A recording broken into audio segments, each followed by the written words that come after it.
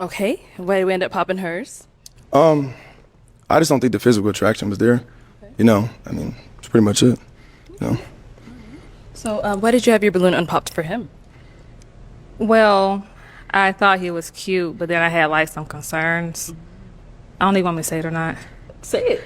Okay, so I'm not trying to be funny. So I was like thinking like if you were like in my bed or something and I turned the fan on, like you would fly across my room because you're like really skinny. Huh? But I like skinny guys, but you're like really skinny. And then I was also thinking like if I was in the bed with you and I laid my head on your chest, it would feel like I'm laying on a pile of dishes or something. Me personally, I wouldn't take this level of disrespect. So I didn't want to, you know. Yeah. But you're cute though, so. Thank you. Okay. I'm 205 pounds, by the way. Oh, okay. That's just funny. So, I mean, I know. you feel how you feel. It is what it is. There's no offense. How are you gonna say no offense after you just got done roasting the guy? You could have easily moved on, but no, you had to humiliate him because he rejected you and rub in the fact that he was skinny. And then it turns out the guy isn't skinny at all. He's over 200 pounds. I'm just glad this guy was respectful because you tried to embarrass him and he could have easily matched your energy. So good on him for not going there. One of the most controversial dating shows had a twist so crazy the contestants filed multiple lawsuits against the producers, and it's now called the most unethical reality dating show ever. On the surface, it seemed like your run-of-the-mill dating show. 6 men were competing for the love of Miriam, a 21-year-old model. When producers were recruiting the men for the show, they were promised the adventure of a lifetime, and were looking for men who, quote, want it all. The men were stoked, because not only did they have a shot with a beautiful model, but they could also win $10,000. Contestants would take turns going on dates trying to impress Miriam and build a connection. Some even got lucky enough to secure a kiss. But Miriam had a big secret she was hiding from the contestants. And when the finale came and it was time for Miriam to choose who won her love, she decided to drop the news. Miriam said, quote, "I'm not a woman, I was born a man." I'm suing. If that was me, I'm suing. I'm suing the network. I'm suing the producers. I'm suing everybody. And Miriam, you're gonna have to catch these hands. You tricked me, my guy. So you're gonna have to catch these hands. Randomly text the women that you're dating that you either don't want to see them anymore or that you don't necessarily like them anymore. Let me explain. The whole passport bros thing is like, so it's harder to date Western women. There's some challenges there. So you're backing away from the challenge to go somewhere where it's easier. That lacks pride. It's like going to the video game and you're like, easy mode. You switch the difficulty to easy because you can't beat on normal mode. That's such a terrible analogy. This guy is comparing apples to oranges because no one wants a challenge when it comes to the woman that they're with. Life is already on hard mode for men, especially when it comes to making money, gaining status, and becoming physically fit.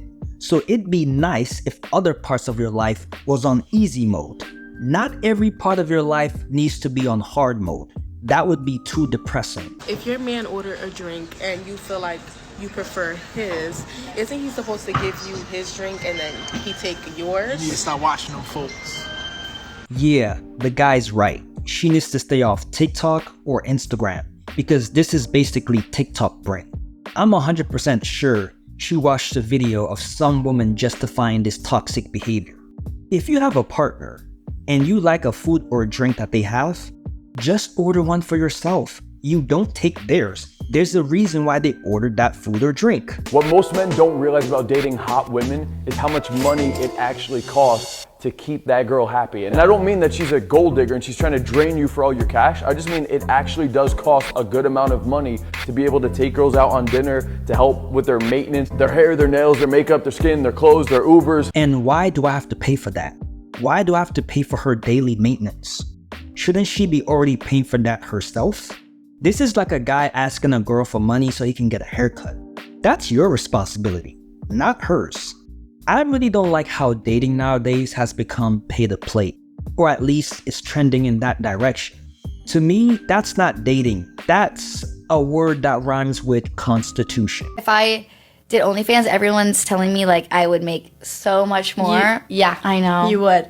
I know. I almost did the thing that you're doing right now, but then it was like between that, I was like talking to some guy about it, and then this management telling me to do OnlyFans, and like they just like convinced me more, and I was like, okay, I'll do OnlyFans. Yeah, everyone is convincing me right now. Yeah. It's like, they're like, you could literally be making like $1 million in it, like your first drop. Yeah. And I'm just like, obviously people say that, but yeah, you can make a lot. You could also make a lot of money by selling drugs in the corner, but you shouldn't do that. Just because you can make a lot of money doing something doesn't mean you should, especially if it comes with losing your dignity and the respect of everyone around you. Some things are more valuable than money, and anyone who worships at the altar of the almighty dollar is a terrible human being. I don't care what anyone says. In my 20s, I dated a super wealthy guy. He had this gorgeous apartment in New York City, and I lived with him. I had it all. I had the dinners, the social group, a life, and he dumped me one day. I lost everything. You didn't lose everything because it wasn't yours to begin with. I love how she acts like that luxury lifestyle belongs to her. That lifestyle belongs to the guy she was dating. Once you're not with that guy anymore, you lose access to it. So you didn't lose anything. You can only lose something if it belongs to you to begin with. That's like me renting a Lamborghini for a day, and after I return it, I say, I lost my Lambo. The Lambo didn't belong to me in the first place. The CDC says birth rates in the U.S. are at an all-time low. They have dropped a full 20% since 2007. Women have many reasons to pass on parenthood, ranging from global and economic to personal. According to the Pew Research Center, 44% of non-parents aged 18 to 49 say it's not too or not at all likely they will ever have children. And 56% of those opting out of parenthood say they just don't want to have kids. My only problem with that is, what if you do want to have kids, but you miss your window? For men, it's really not that much of a problem, but it's a huge problem if a woman misses her window to have kids. And I know the popular trend amongst women nowadays is to freeze their eggs and save it for later, but let's be real. You're still rolling the dice, even if you do that. The last thing we want as a society is a bunch of older women in their 40s, 50s, and 60s depressed and regretting not having kids when they were younger. This gotta be one of the most down bad things I've ever seen in my life, bro. So basically this Twitch streamer / OF model, right? Blocking out everything because I ain't promoting that. Got a penthouse bought for her in Miami by one of her Twitch subs. This man just shelled out, bought this girl a penthouse to be called a Twitch sub? So I saw this and I'm like, you know what, let's see how much penthouses are in Miami. So I opened up Zillow. $17,600 a month? $9,000 a month? Come on now, dawg.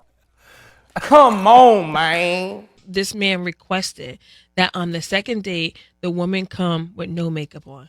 How do y'all feel about that? How do we feel about that? Yeah, let's talk about it. How dare you request how I show up to the date? Yeah. How dare he request that you show up as your natural self instead of caked up with makeup? How dare he? And also, it was a request, not a demand. This would be like if a guy puts something on his shoes to make himself appear taller, and the girl makes a request that he shows up in his natural height. I wouldn't see a problem with that.